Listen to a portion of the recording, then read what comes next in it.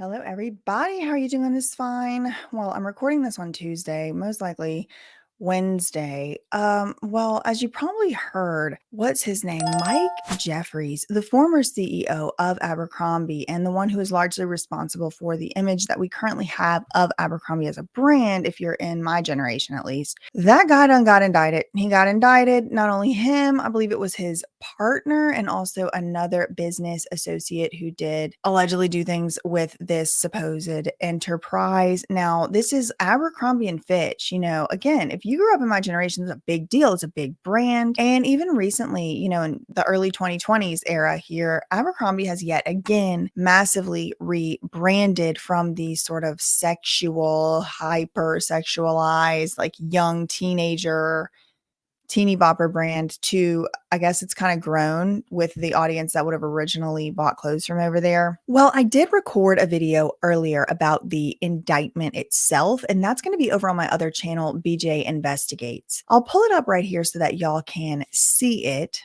Not a particularly substantial document. I mean, it's only 10 pages long, filed in the Eastern District of New York as opposed to the Southern District of New York, which is where the P. Diddy case is currently being tried and where the Eric Adams, the mayor of New York, case is being tried or investigated. No, this is the Eastern District of New York federal court district. So this would be where they had tried R. Kelly and Nexium, who was like Keith Raniere or whoever. So that's the Eastern District.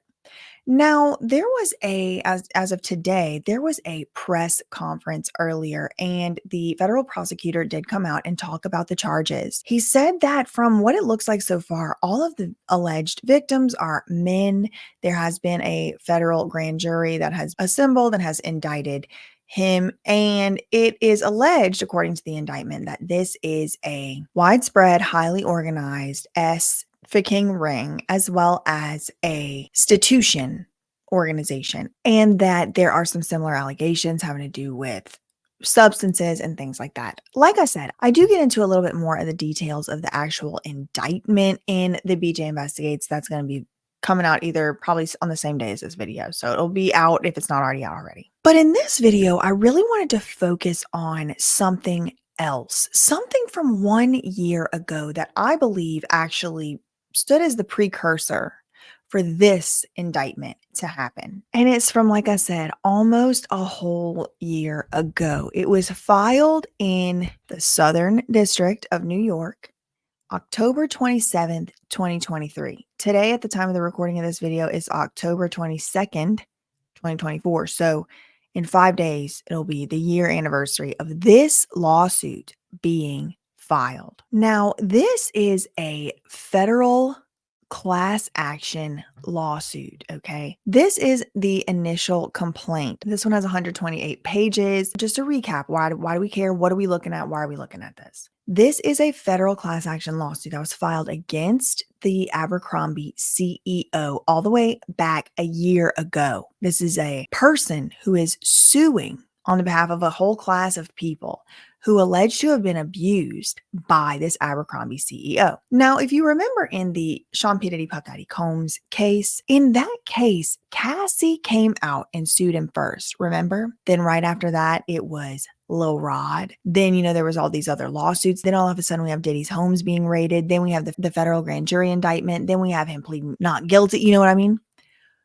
Whenever we saw that Diddy indictment at first, we didn't have all those details, right? We got a lot of the details from the civil cases, remember? So now it's a similar situation.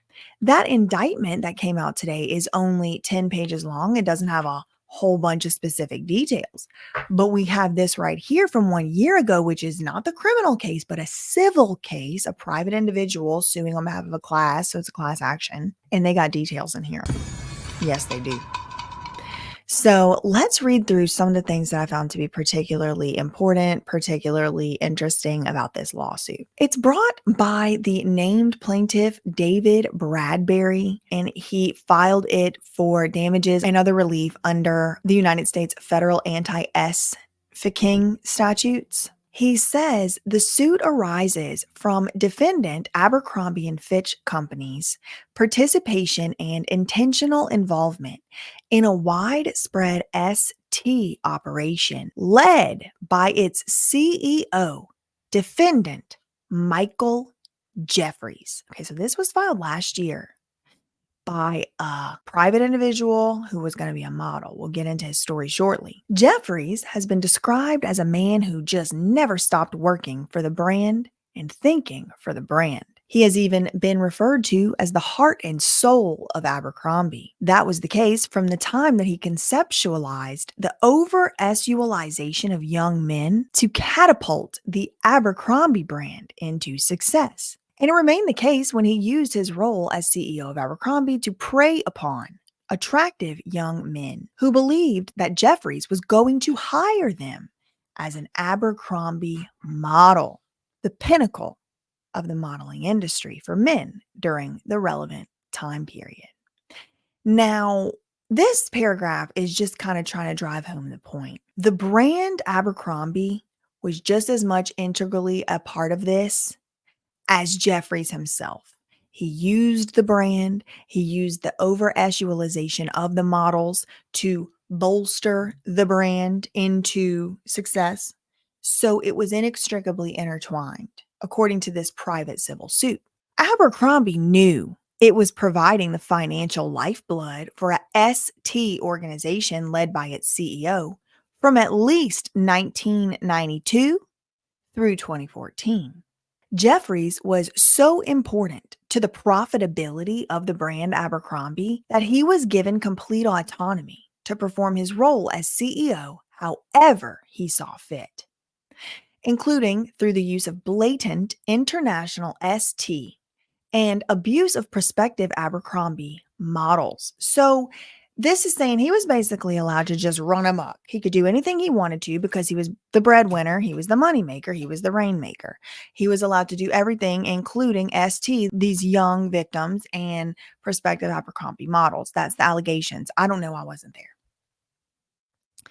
In exchange for providing the position of power and unfettered access to corporate funds necessary for Jeffries to terrorize aspiring male models, Abercrombie also knowingly and intentionally benefited and received things of value from Mike Jeffries and his ST operation, including the value that Jeff himself brought to the brand. Okay, so then they talk about his MO, which actually does line up with what the indictment is saying. The indictment says that there was a modus operandi, like a way that they would do it, right? A typical pattern, a behavioral pattern or whatever, right? The scheme or whatever.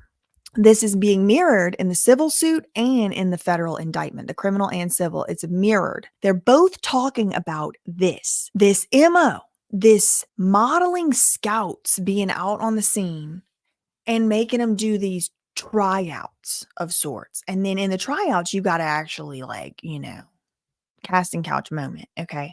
If you get past that, then you get to go to the next round of the auditions for the modeling job. And some of these people, like the guy in this lawsuit, are alleging they had rounds and rounds and rounds of these so-called tryouts. And at the tryouts, it was basically like a Diddy-esque freak off. It's all the way down to the substances and everything. It was people who were there who were trying to make a name for themselves in the modeling world. Now, there's some big differences I do notice between these lawsuit allegations against Mike Jeffries and the other ones against like Diddy and Kanye and the other ones we've been reading lately, Vince McMahon. This particular situation right here, it seems to mostly be, at least as far as what we're being told in the two lawsuits I've read, the alleged victims are all male.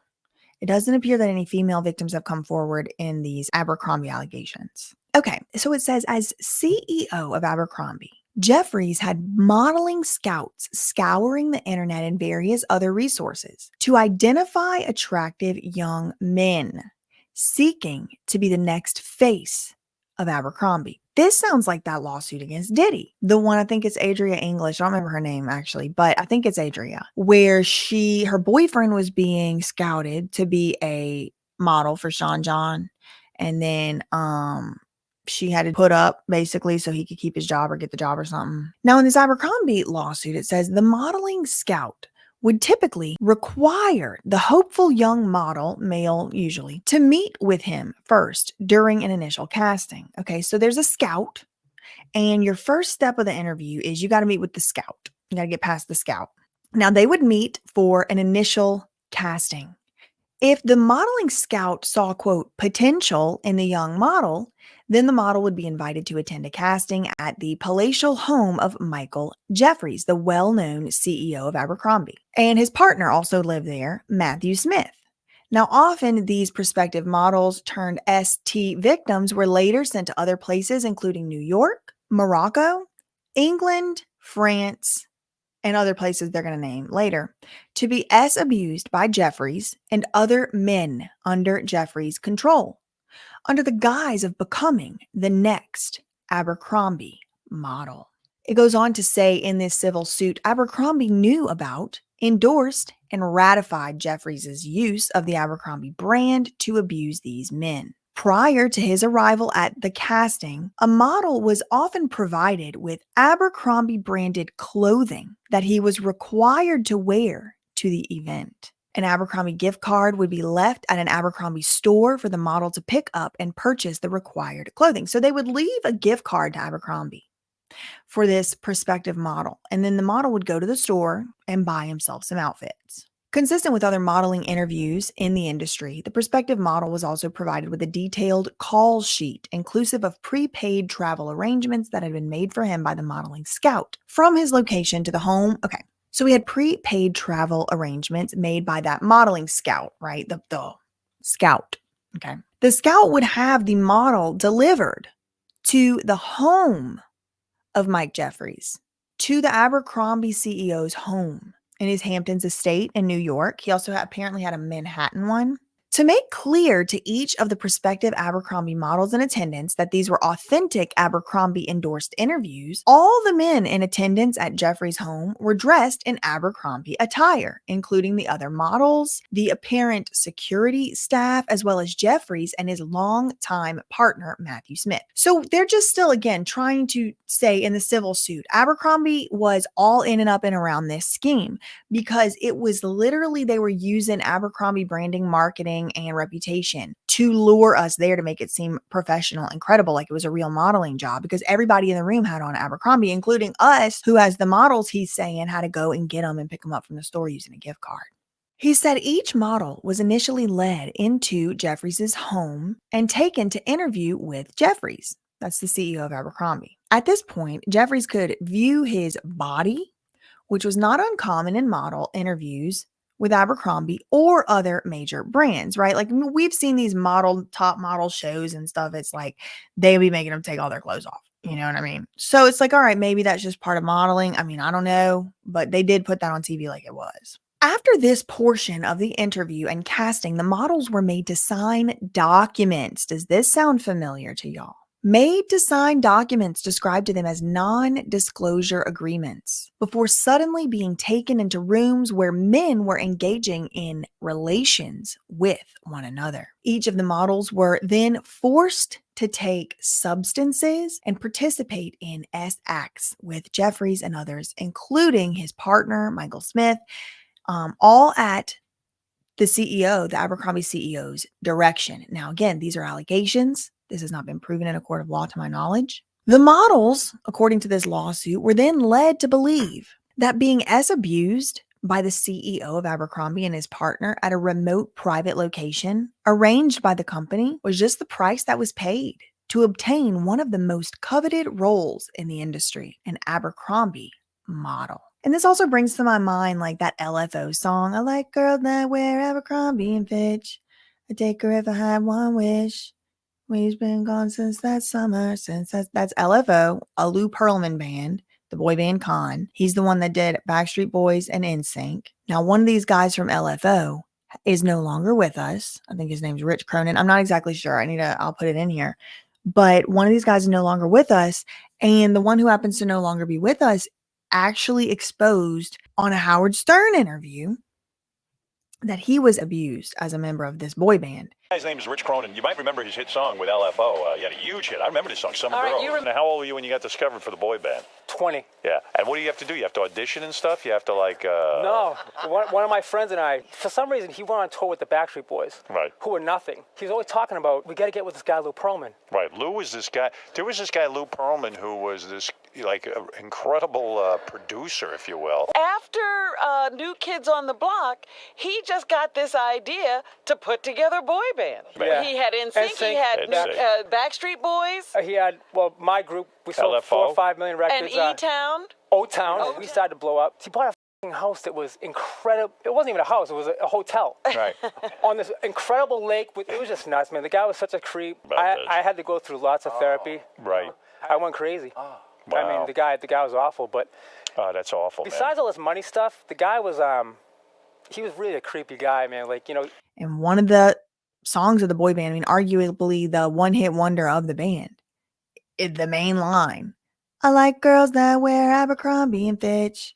I take her if I had one wish. Okay, so we're like cross-brand promoting because guess where that was based out of? Florida. Orlando. So we're in West Palm Beach. We're in Orlando. Just things to think about. Just the webbing. That's all I'm saying.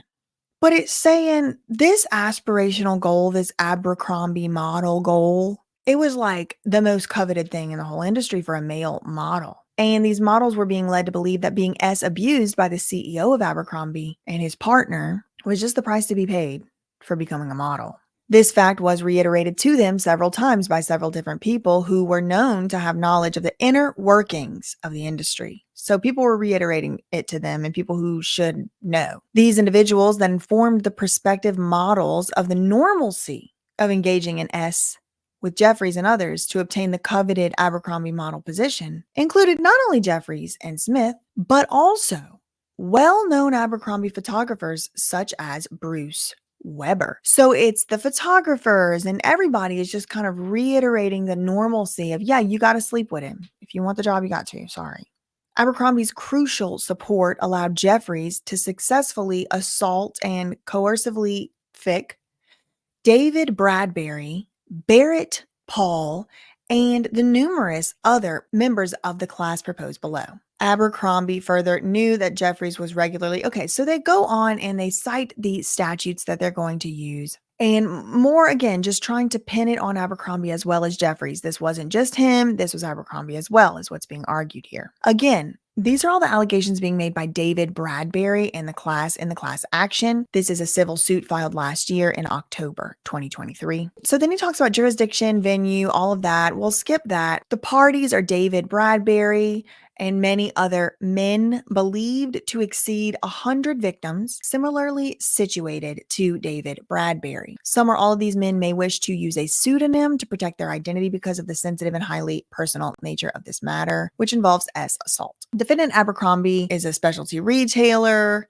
Okay. Defendant Michael Jeffries served as CEO of Abercrombie from February 1992 through 2014. He's apparently a citizen of Ohio. Okay, so then we get into the introduction. Oh, Lord. It says the Abercrombie ST Venture operated as a themed company designed to exploit and abuse vulnerable young men and falsely cause them to believe that they would become professional models for one of the world's most popular and successful clothing brands if they succumbed to the sexual abuse of Mike Jeffries, the CEO of the company.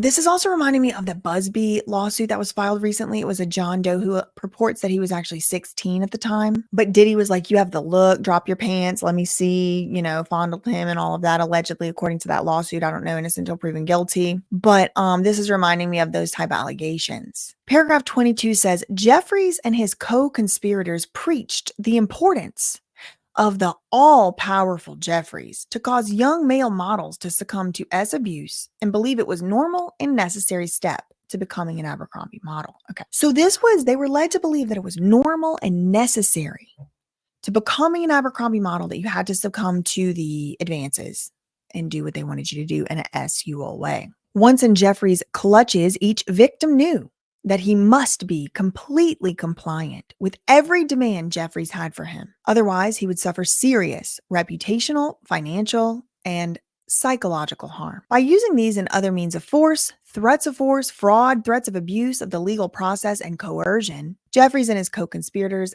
trafficked and abused David Bradbury and the other members of the class. Okay, then they get into a little bit of Abercrombie's history, okay? And blink and you miss it, but look at this, paragraph 25, 26, 27, girl. In 1976, Abercrombie was going bankrupt. They filed for Chapter 11 bankruptcy and closed the flagship store in New York City in 1977. In 1978, Oshman's Sporting Goods bought the company for $1.5 million. And then 12 years later, after they were going bankrupt, Les Wexner, the founder of The Limited, but also the owner and founder of Victoria's Secret, okay, another based brand, but also the guy who owned the school building that Jeffrey Epstein turned into a house in the middle of Manhattan, and also has been accused of being all tied up with that guy, Steen. You know what I mean? Les Wexner also accused in that Jay-Z, Charlene Latham versus Stein, and Jay-Z and a bunch of other ones. That lady, she said that Les Wexner paid off a huge settlement to her family because her family had been like, this man keeps coming up. Okay, so now I'm reading this lawsuit from last year. It says 12 years after Abercrombie filed for bankruptcy and was bought by this Oshman's company, like 10 years after it was bought by the company, Les Wexner, the founder of The Limited and also of Victoria's Secret, bought Abercrombie for $47 million from Oshman's. So he didn't buy the whole Oshman's brands. He just bought Abercrombie in an effort to take the failing brand and turn it around. A few years later, Les Wexner hired Mike Jeffries. This is 1992. This square-headed guy, the one that's getting sued now, federally indicted like today, he was hired by Les Wexner in 1992 to act as the CEO of Abercrombie. Wexner put full faith into Jeffries to aid him in transforming the clothing brand into a brand aimed at teens with extreme sexual appeal, featuring half-naked models. It was then that the Abercrombie trafficking venture originated and was refined over the years under the watch of CEO Jeffries, a known and prolific abuser. These are allegations from a lawsuit I'm reading. I am not alleging any of this. Could be true, could not. I don't know because I was not there. But these are very serious allegations. It says that it was as far back as 1992 whenever Les Wexner hired Jeffries. That is whenever the trafficking venture originated. He says in this lawsuit, David Bradbury and the class of plaintiffs, that Jeffries aided Wexner in transforming the clothing brand into a brand aimed at teenagers with extreme sexual appeal, featuring half-naked models. Prior to working for Abercrombie, Jeffries was the president of Alcott and Andrews, a women's retail chain that filed for bankruptcy in 1989. In 1996, Abercrombie became a publicly traded company. And from 96 until mid-2008, Abercrombie performed exceedingly well with steady growth in earnings and share price. Okay, so what happened in the mid-2008 was the financial crisis, the recession, the market crash, and all of that. So that's probably why people stopped having money for all this extra Abercrombie overpriced bull stuff. Literally, no pun intended. Paragraph 31 says, as part of his over-sexualization of the company, Jeffries brought famed photographer and fellow sexual abuser Bruce Weber into the fold. Weber has been accused of assaulting more than 20 current and former models who claimed that he engaged in unnecessary nudity and coercive behavior during professional modeling shoots. Okay, this man, this photographer, he had been accused at this point today, as we sit here today, of assaulting more than 20 current and former models. Okay. It says by 2003, under the direction of Wexner and Jeffries, they're naming both of them, the over-sexualization of the brand was speaking for itself. I will roll the picture up, but it will be censored. Suffice it to say, these male models, this one right here, he don't have no drawers on, none. And then this one right here, he may or may not, but he's hiding behind the car. And then the lady, she's kind of covered up, but appears to not have any clothes on as well. And it's just like, it's just naked. And they really did like this 2 guys and a girl, wild college sorority, like ad type style. Paragraph 33 says Jeffries was hired by Wexner to invigorate Abercrombie and is considered to have been the main creator. So Jeffries is considered to be the main creator of the new look for the company, saying he wanted Abercrombie to sizzle with sex. While Jeffries was CEO and in charge of Abercrombie's methods for recruiting models and expanding the brand, Wexner was always glorified. So it's saying, yep. Jeffries sure did have a hand to play, a big part to play. He did do all the brand and all of that. But hold on. Don't let Les Wexner out so easy. Paragraph 34 is saying he was always Jeffries' glorified boss and mentor. And the Abercrombie, Ohio office maintained somewhat of a shrine to Wexner. So the main office where Mike Jeffries was working out of in Ohio, he had a shrine to Wexner in there. It says, while working on the behalf of Abercrombie, Jeffries, while at the helm of Abercrombie, supported events where young male models were abused. He had a refined system of recruitment, wherein he hired a middleman to recruit victims with the prospect of becoming a model for the company. Abercrombie financially rewarded Jeffries for these methods of recruiting models, thereby encouraging his abusive ways, so long as Jeffries' methods continued to financially benefit Abercrombie. That Abercrombie was constantly ramping up the sexualization of its brand was not a hidden secret. As Jeffries made it clear, that was what set Abercrombie apart. He was constantly looking to push the sexual envelope to keep the company's edge over competition. For his sexually charged ideas, he included serial trafficking and abuse of young male models, and he was handsomely rewarded. In 2004, he made approximately $25 million with a stay bonus of $6 million. 2 years later, 2006, he stated to Salon magazine, quote, "We hire good-looking people in our stores because good-looking people attract other good-looking people. And we want to market to cool, good-looking people. We don't want to market to anyone other than that." As news within Abercrombie openly spread of Jeffries and his partner Smith abusing young models sexually, Abercrombie continued to encourage and financially reward the conduct. At one point, a video circulated within the Abercrombie office. Oh, this part is scathing. I don't know if this is true. I'm just reading. You can see I'm reading from this allegation right here. It's up on the screen. At one point, a video circulated within the Abercrombie office. What was on the video, you might be wondering? Well, it depicted CEO Mike Jeffries sniffing what was believed to be a substance off of a man's down their stairs area.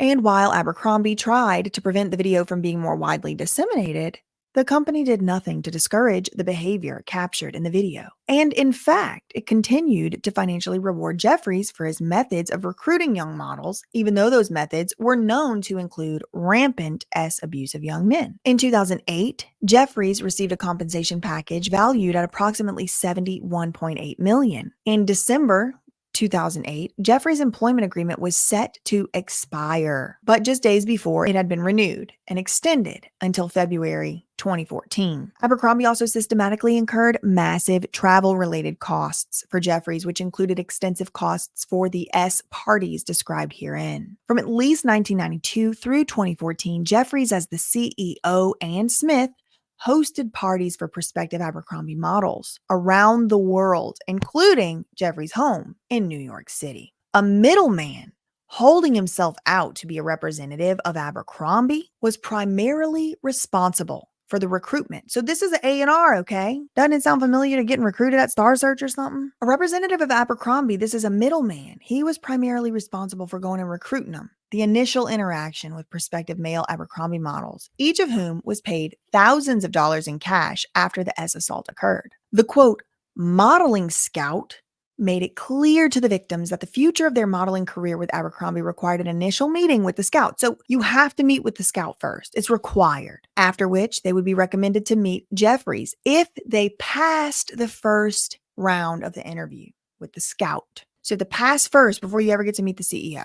Once you meet the CEO, he could still obviously say no. So you have to be placating these people the whole time, according to this lawsuit. At the initial scout level meeting, the male models were often required to engage in with the scout, who made it clear that the model's chances with Abercrombie were absolutely dependent on their engaging in those acts before a recommendation for a meeting with Jeffries was made. Okay, so you had to do an act. It's a casting couch situation being described. Each model was paid by the scout for his coerced participation, the lawsuit says on page 15, paragraph 49.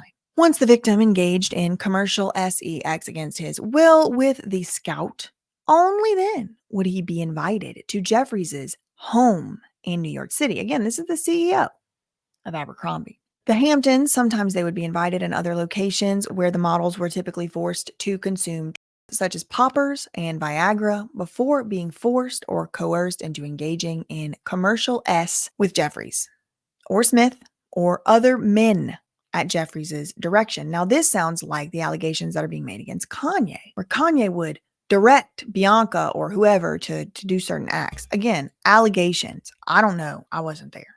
Since at least December 2007, and likely well before then, it was known to Abercrombie that Jeffries provided his partner, Matthew Smith, with Abercrombie managerial authority and access to non-public Abercrombie documents on a regular basis. Smith was known to have participated in meetings discussing Abercrombie's business. So they're just saying, look, this Smith guy, he might not have ever had a full-time job with Abercrombie or whatever, but he was all up in Abercrombie's business and he was in on it and all that. That's what they're trying to say. On August 4th, 2010, Smith executed a non-disclosure agreement with Abercrombie, allowing him to access the proprietary Abercrombie documents. And then between August 2011, November 2013, he made 170 unannounced visits to stores in furtherance of the direct role he had in the company operations. In 2012, Smith created an aircraft standards manual for the Abercrombie executive jet, which included 40 pages of highly detailed instructions, including what kind of underwear aircraft staff should wear. And it really did, y'all. I saw the manual, I found it, and it's like there's a dress code, and the dress code is like the only time you can wear boots is whenever you actively have to be like loading the plane or whatever. But like when you're interfacing with guests and getting them on and off the plane, you can only wear flip-flops or be barefoot. The shirt for the men had to be unbuttoned. All the buttons had to be open. It was like a polo shirt, had to be all unbuttoned, and then the front and middle. It was just like it was weird. Okay. So they're saying Smith, it was actually the CEO's partner, Michael Smith, that created the aircraft standards manual. It was him who made that manual. And that was actually brought up in a lawsuit back in 2012 itself by somebody that was purporting to have been unlawfully fired for his age. But yeah, they're telling him what kind of boxer briefs they could wear. Yes, they are. It says it's been reported that Smith has been described by former Abercrombie executives as dangerous due to the fact that he was organizationally unaccountable if something were to go wrong with regard to a decision he made. A fact known by Abercrombie for the duration of Smith's relationship with Jeffries. Now it says on December 9, 2014, Jeffries stepped down as CEO of Abercrombie, bringing with him a $25 million retirement package. So he retired in 2014, got $25 million on his way out. It says, through information and belief, Abercrombie has paid settlements to various individuals related to improper acts of Jeffries or Smith, some of which were related to S abuse or harassment. They do loop in this Jeffries family office, saying that he would use and intertwine his personal finances with Abercrombie's. And paragraph 65 says, from its inception until Jeffries left the company in 2014, the ST venture operated primarily for the purpose of luring young men into a position where Jeffries and his co-conspirators could coerce them to engage in commercial S acts and commit S offenses against them. So they're saying that is the primary purpose of the ST venture. The Abercrombie ST venture also operated to conceal its ST from law enforcement organizations. And the venture provided financial and other benefits to those who assisted. The ST venture was well structured from the beginning and grew increasingly more complex and powerful as it victimized more and more young men. They're alleging that it's more than 100 male models who were abused in this way, with the assistance of influential individuals and entities who knew that Les Wexner was doing what he was doing. Allegedly, according to this lawsuit, it wouldn't have been possible without Abercrombie's assistance, which provided special treatment to Jeffries and the ST venture. The victims were young men who suffered severe abuse as ST victims. Jeffries victimized dozens and likely over 100 young men with the assistance of a wide network of co-conspirators. A wide network of co-conspirators. That's what's being alleged in this lawsuit filed last year in October. He had access to all this money. Nobody was keeping him in check at Abercrombie. The promotion of the models and the Abercrombie image was a direct force in driving consumers into the retail stores around the country and increasing the company's revenue. Okay, so they're saying the fact that they had these ads up looking like this was why these hormonal teenagers was coming in the store at all. They wouldn't have been coming in there if there was pictures on the wall of something else or whatever. That directly contributed to the revenue that came into the enterprise, which then allowed Jeffries, according to this lawsuit, to keep on abusing through that system. Paragraph 79 says Jeffries' abuse at its core epitomized the brand at the time. Through the ST scheme, trapped these men into the Abercrombie brand. Once S abused, David Bradbury and other class members knew to stay quiet. They knew not to blow the whistle on the brand, and they knew not to jump to a competitor, thereby benefiting Abercrombie. So basically they're saying because of this fraud and coercion and threats, alleged, all alleged, because of those things, Abercrombie benefited because it made others who were victimized not expose them, not sue them, not call them out, not go work for another brand, etc. It says in paragraph 82 that Jeffries groomed the young men, indoctrinating them to believe that engaging in S against their will and without any choice in the decision was the price they would be required to pay for success in the modeling industry. The venture had everything an ST organization needed. So I didn't know this was everything that it needs, but here's the list of everything an ST organization needs. Funding, infrastructure, the appearance of legitimacy, and a complicit corporate institution.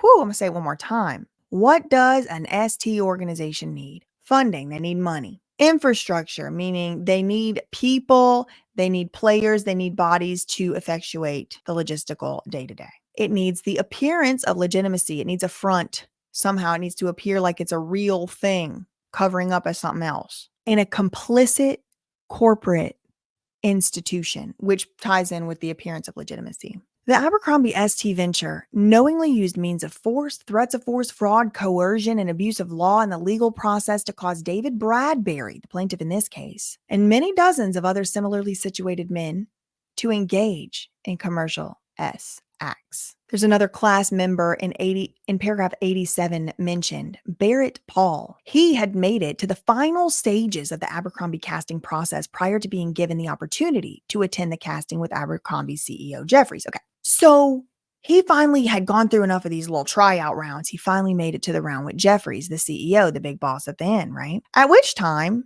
this model, Barrett Paul, he had reason to believe that he was going to be cast as a model for Abercrombie. He was promised an opportunity to model for Abercrombie as long as he engaged in the commercial S acts with Jeffries and Smith and his associates. Abercrombie and Jeffries knew that that was a lie the whole time, and they knew that these fraudulent, according to paragraph 91, I'm not saying they're fraudulent, according to paragraph 91, Abercrombie and Jeffries knew that these fraudulent misrepresentations would induce David Bradbury to engage in commercial S acts. Had David Bradbury and other class members known these representations were false, they would have never attended the casting calls because they were going for a modeling job.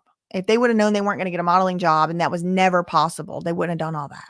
That's what this lawsuit's saying. It says the ST venture operated throughout the world from at least 1992 to 2014, when Jeffries left Abercrombie and lost the legitimate infrastructure for the criminal enterprise.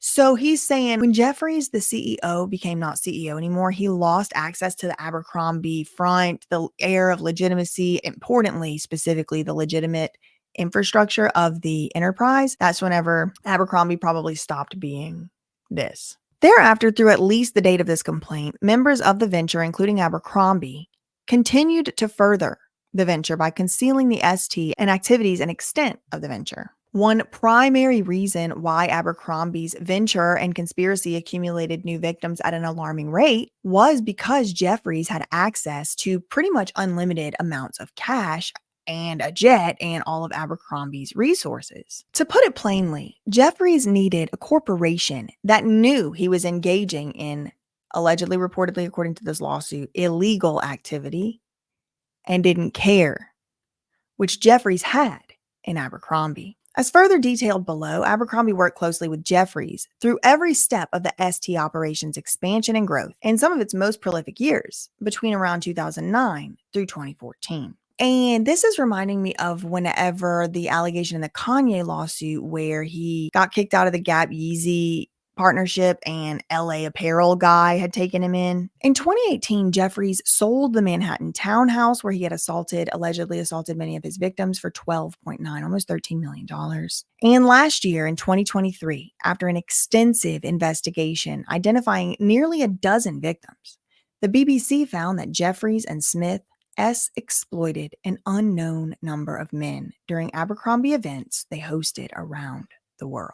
So the factual allegations, part A, are that the Abercrombie ST venture and conspiracy, during all times relevant, was run by CEO Jeffries, an extraordinarily wealthy man with multiple residences in the United States. Again, employed by Les Wexner, let's not forget. Beginning in 1992 through 2014, Jeffries established and ran this venture in creating and maintaining a network of victims in multiple states and in other countries to abuse and exploit. Jeffries worked and conspired with others, including Abercrombie employees and associates who facilitated his conduct by recruiting victims, communicating with victims, providing gifts, transportation, hotels, and clothing to victims, coercing them and scheduling their abuse by Jeffries at his New York City mansion, his Hamptons mansion, and abroad. Jeffries and his co-conspirators had perfected a scheme for the manipulation and abuse of young men under the guise of providing them with the modeling opportunity of their dreams, becoming an Abercrombie model. As part of the scheme, a male recruiter, so here they're giving us more details on the scheme, alleged. As part of the scheme, a male recruiter would approach the men selling this opportunity, but would then require them to engage in commercial with him in order to obtain the opportunity to move higher up the chain to Jeffries, the man who would make them an Abercrombie model. So there was like levels, layers, a little pyramid, you got to get past all I can think about, and I'm not making any allegations, I'm just telling you, I'm remembering that Usher had to do these type of rounds of auditions, first for LA Reid's brother, maybe it was Bobby Brown's bodyguard, and then finally the women and the ladies at the LA. I mean, I don't know. So it says, as part of the scheme, the male recruiter would approach the purported prospective models selling this opportunity, but would require them to engage in commercial with him. So you have to do it with the recruiter first in order to obtain the opportunity to move higher up the chain to Jeffries, the man who would make them an Abercrombie model. The recruiter would then inform the young man that he was approved to the next level of the interviewing and casting process of Abercrombie, where travel was then arranged for the prospective model to travel to one of Jeffries' residences to meet with Jeffries himself, getting one step closer to becoming Abercrombie's next top model. Once at Jeffries' residence and before the interview with Jeffries. So once they're at Jeffries' mansion, but before they get in there with him, the men were required to sign a document that they were not permitted to read that purportedly bound them to silence. They were informed that if they were to ever speak out about what occurred at the house, significant legal action would be initiated against them. Once at Jeffries' house and trapped in a room with Jeffries, he would assault these victims, according to paragraph 117 of this class action. It says these assaults would happen with the assistance of Jeffries' partner, Smith. Often, as part of this process, that Jeffries portrayed as essential, right? The CEO is saying this is essential. If you want to be an Abercrombie model, you have to do it. If you don't do it, you can't be an Abercrombie model. As part of this process that Jeffries portrayed as essential for obtaining an Abercrombie modeling job, the male model was required to strip naked and visit the groomer before arriving, who would quite literally shave the model head to toe, including and especially the intimate parts of the model. They were shaving them, y'all, at the groomer, like a dog. Paragraph 119 says, after Jeffries and Smith were finished abusing the prospective model, Jeffries and his associates would pay the victims thousands of dollars in cash before leaving. He was skilled, they said. Jeffries was skilled, according to paragraph 121, at ascertaining the victim's greatest aspirations and targeting those fears and aspirations to coerce and trap the victims into performing commercial acts and to be subjected to abuse. So they're saying Jeffries, as part of the scheme, would figure out what you wanted the most. What was your greatest aspiration? And then he would dangle it like a carrot. Among other things, Jeffrey abused his many victims, caused them to engage in acts, specifically acts for which his victims received things of value, including money, promises of career advancement, promises that Jeffries would hire them to work as an Abercrombie model. These promises were a quid pro quo for the S acts that occurred. Likely over 100 victims, they purport. Paragraph 131 says, in 2010, David Bradbury was contacted on www.modelmayhem.com. I've seen this before. It's, I think Dahlia and maybe even Dima have Model Mayhem accounts. It says a credible website for professional models and photographers. So David was contacted in 2010 by a man named Gilbert Bell, who presented himself as a manager and an agent for young stars. Okay, so he's out here on David Bradbury, the plaintiff in this case. He's out here minding his own business, trying to get a modeling job on modelmayhem.com. And he's contacted by this agent and manager for young stars named Gilbert Bell. Gilbert tells David he wants to introduce him to someone powerful in the fashion industry to help advance his modeling career. Gilbert further informed Bradbury that if things went well during the meeting, Bradbury would be introduced to the owner of Abercrombie. So this talent scout's like, oh, if you do a good job, I'm Bobby Brown's bodyguard. You do a good job, you can meet L.A. Reid. In this case, oh yeah, I know I'm a young talent manager. So if you do a good job, I can introduce you to the CEO of Abercrombie, make you Abercrombie model. You want to be Abercrombie model? I can introduce you.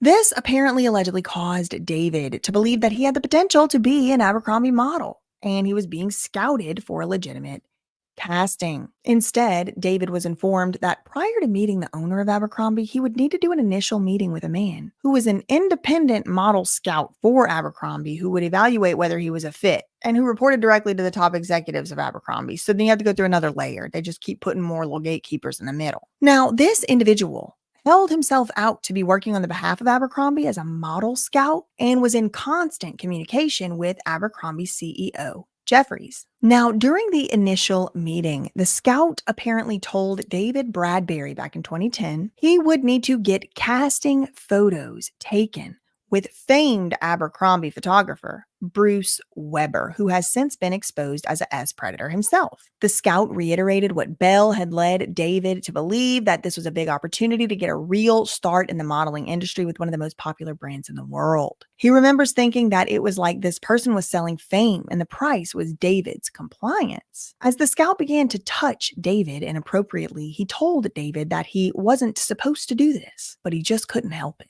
He made it clear after that to David that he held the key to the next level of the Abercrombie process, and that unless he let the scout perform an act on him, that David was not going to be meeting with the Abercrombie people or the CEO, Michael Jeffries. David perceived this individual to be a gatekeeper who made it clear he was holding the keys to the Abercrombie kingdom and that his approval was necessary to make it to the next stage. After assaulting David, the scout gave him cash as compensation for his time, then told Bradbury that he was what Jeffries was looking for. So he tells him, he's like, okay, well, thanks for all that. Here's some money. Yep, you're just what he's looking for, the CEO of Abercrombie, just what he's looking for. And he invites David to attend several casting events where Bradbury believed Jeffries would be selecting models for Abercrombie. Okay. So this scout, he's like, all right, you passed the test, you did the deed, here's your money.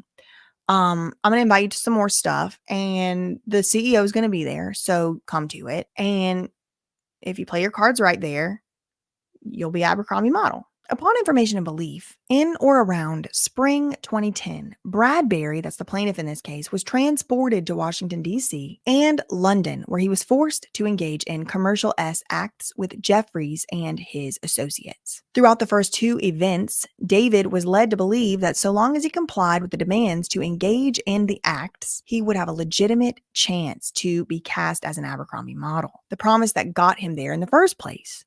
So around May 2010, David thinks he's finally going to get this opportunity that the original modeling scout had told him about when he was selected to attend a casting event in Jeffries' private estate in the Hamptons, where he would be selecting a model for Abercrombie. Okay, so finally, he's been to the parties, he's been to the events, finally, angels singing, choirs of angels. He might get to finally be the next Abercrombie model. So it's almost like, if you remember what's going on during this time, it's fresh out of the I Love New York, Rock of Love. It's very commonplace in our culture at this time for people to compete in a house for something and do S acts. What was the Girls Next Door with the Play Bunnies and all that? So they think it's, America's Next Top Abercrombie model or whatever. The guy says he was convinced this was the way to make his dreams come true, To prepare for the casting, he was told to go to the flagship Abercrombie store in New York City. He was provided with Abercrombie gift cards to purchase the clothes that had been pre-selected for him and were set aside in his correct sizes, ready for him to pick up. So he was given an Abercrombie card to go buy stuff with.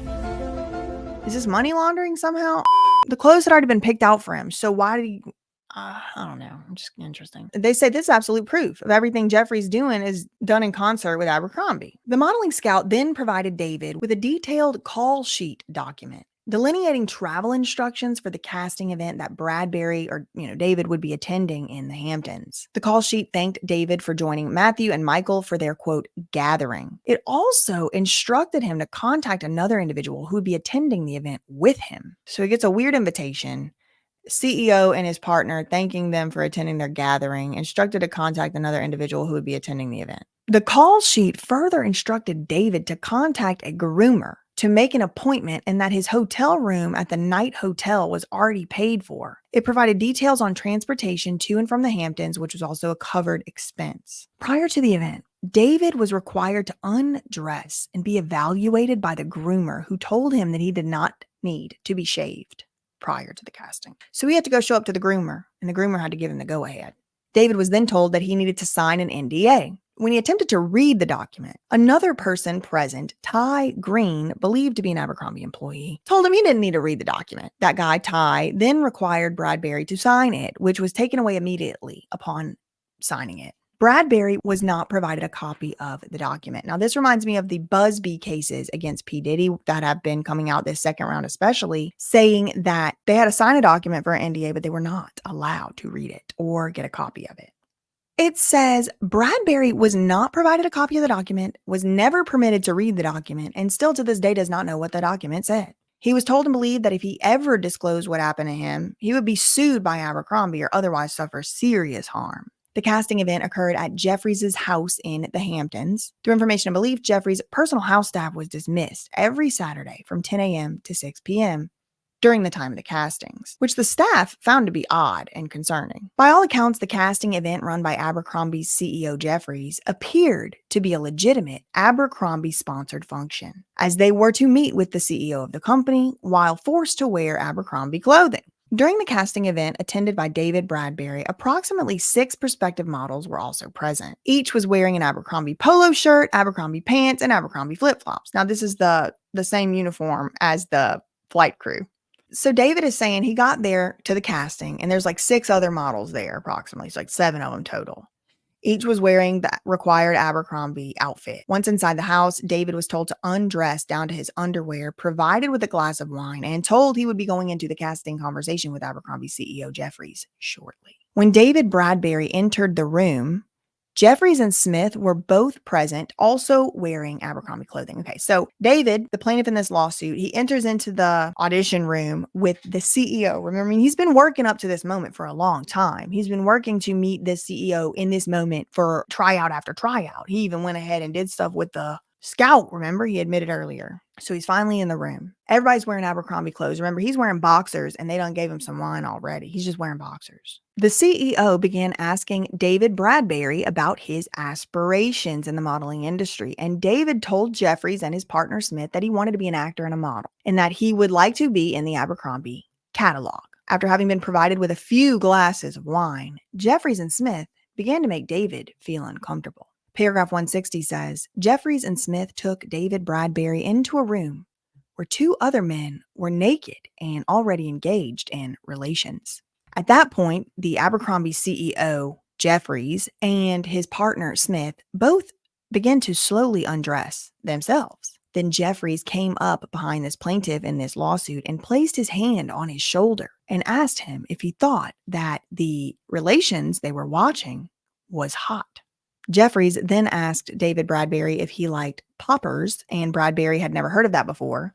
Jeffries immediately told Bradbury, "Oh yeah, you would like them," and then held his head and put the substances bottle right up under his nose, and Bradbury says he felt lightheaded and confused. Amidst the confusion caused by the substance, David began to focus on the 4 older, larger, physically fit men who appeared to be security guards observing the activity in the room. These imposing men, also dressed in Abercrombie clothing, caused Bradbury to feel like there was no way that he could leave the room safely or resist what Jeffries was demanding. And this is reminding me of Echo, the Macy's, back rooms and all that. Jeffries asked David if he wanted to have relations, and David said no, he declined. And that is whenever the Abercrombie CEO, allegedly, according to paragraph 163, attempted to force himself onto David Bradbury. And at that point, some other requests were made. Oh man. And then so there was an assault. And while it was happening, David said, ow, stop, no, and Jeffries did not stop. Jeffries then, according to paragraph 164, pushed and maneuvered David with his hands, forcing him to engage in other conduct with other men for Jeffries's sexual gratification. And that sounds like allegations that have been made against P. Diddy, making people do stuff for him to watch.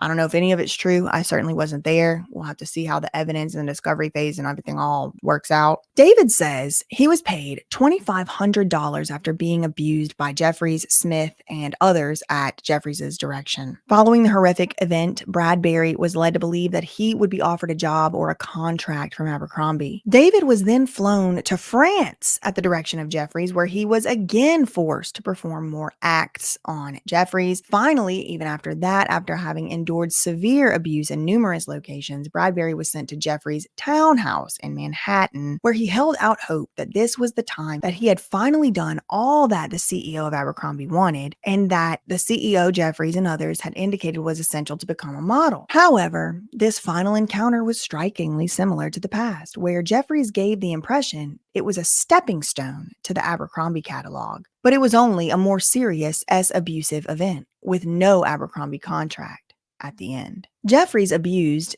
Bradbury, that's David, for a 5th time at his townhouse in Manhattan, New York. During the horrific instance of abuse in New York City, Jeffries inserted, I'm not going to read that, and caused him to be violated by other people that were present at the home. Shortly thereafter, David began to believe that he had been lied to all of this time, that he was subjected to this as abuse. However, the modeling scout informed Bradbury that Jeffries liked him for Abercrombie and felt that he actually had a great personality, but he informed him that Bradbury was not, quote, catalog ready. Okay, so they're kind of like breadcrumbing him along, right? It's like, oh, no, he likes you, but you're not catalog ready. You're not ready for the catalog yet. He needed to attend yet another casting. Y'all surprised? Bradbury was then coerced to attend another casting in London and continue the interview process. When David Bradbury arrived in London, his passport was taken from him for the duration of the casting. Once again, he was assaulted by Jeffries and others on 2 separate occasions during the casting event in London. Jeffries and his co-conspirators had a long history of grooming, indoctrinating, controlling, and ultimately committing offenses against young, vulnerable men like David Bradbury, all under the guise of this being the official interview and casting process for Abercrombie models. Jeffries and his co-conspirators constantly reminded David how powerful and important Jeffries was, including that whether or not he achieved his dreams of becoming an Abercrombie model was dependent on his compliance with Jeffries' demands. So then they cite the penal law, which is criminal law. Paragraph 181 says David Bradbury wanted to escape from the Abercrombie trafficking venture. Yet Jeffries and his supporting team of co-conspirators increased the tactics of fraud, force, and coercion to cause him to remain compliant in fulfilling Jeffries'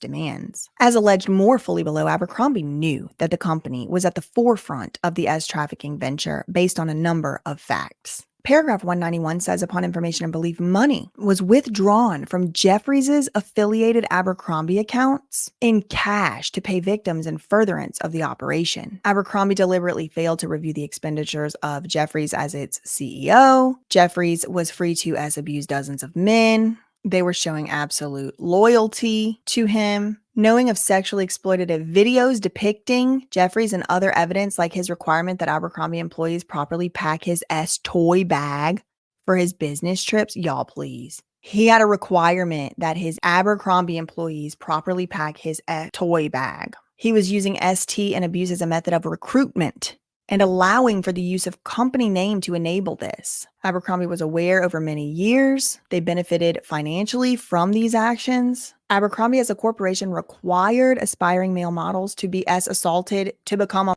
model. Abercrombie was allegedly, according to paragraph 202, aware of Jeffries's, Smith's, and their respective assistants' use of Abercrombie's email platform to coordinate with model scouts and otherwise make arrangements for abuse and exploitation of young male models. These alleged and purported victims continue to live in fear. Many employees knew, in fact, dozens of employees of Abercrombie learned of Jeffries's and Smith's abuse of men in their role as CEO and the partner to the CEO. Deliberately, Abercrombie did little or nothing to inquire into the money that Jeffries was spending to abuse these young men, according to paragraph 209. They did this to maintain their profitability under Jeffries's leadership, financially benefited, facilitated, and financed his commercial S acts. So this is kind of like a way that you can see how somebody like a Les Wexner, right? He owns a bunch of stuff. He's got a portfolio company, whatever. He can hire somebody, if these allegations are true, to essentially run an ST organization, and it looks legitimate. I mean, I still to this day wear Abercrombie clothes from time to time. I still have some. And so, I mean, it looks legitimate. It's clothes. You're buying the clothes, but the brand is propped up on this ST regime because that's what they're putting up on the wall. And in order to be up on the wall, you got to do this. That's how does a financier finance an ST organization? And I mean, this could be a way. I'm not saying that's what happened. I wasn't there. Innocent until proven guilty. It says by facilitating and financing his commercial S acts, and again, this is Les Wexner, Abercrombie increased sales, attracted investors, and received other financial benefits directly from its connection with Jeffries and others acting in concert with him. Abercrombie, aka Les Wexner, knowingly and intentionally financed the illegal ST venture, according to paragraph 216. So they're talking about the vast sums of cash. They spend a lot of time in here trying to pull Abercrombie in, trying to really, they're saying, no, Abercrombie really was just as involved in this. They benefited, they violated a law too. So the request for relief, David Bradbury respectfully requests that the court enter judgment in his favor against Abercrombie, against Michael Jeffries, against Matthew Smith, and the Jeffries family office as follows. They want compensatory, consequential, general, nominal, and punitive damages, exemplary damages, attorney's fees, costs and expenses, pre and post judgment interest, hold the above causes of action because of the pendency in a class action. Oh, girl. Whew. Like I said, I do have another video probably coming out probably before this one, honestly, because this one ended up being so long with the recording. But go to BJ Investigates, and I do talk a little bit more about the indictment that did just drop today, October 22nd, 2024, or at least became news today. That's all I really had for right now. In the meantime, facts ain't defamation. Neither is reading this stuff. I do not know. I was not there. Love you, mean. Okay, bye. Welcome into my world. You're playing my game. Thought that you could come up and they're fitting off of my knee. Talking out the side of your neck like you're insane. Cortisol levels to the roof, inflame. Kids these days so shameless. Selling out real friends for a paycheck. Mama didn't teach them no home training. Wanna be me so bad, but they failing. Step to the plate though. I'll take a challenger. I ain't scared of no low life scavenger. I should warn you though, if you haven't heard, I know Colleen, ukulele Ballinger. Shots been fired. Wanna tell that? Say it to my face though. Now behind my back. Won't be long till you share it in the group chat. And when I call you up, you're gonna backtrack. And you should've kept my name out your mouth. As we go, how it all turned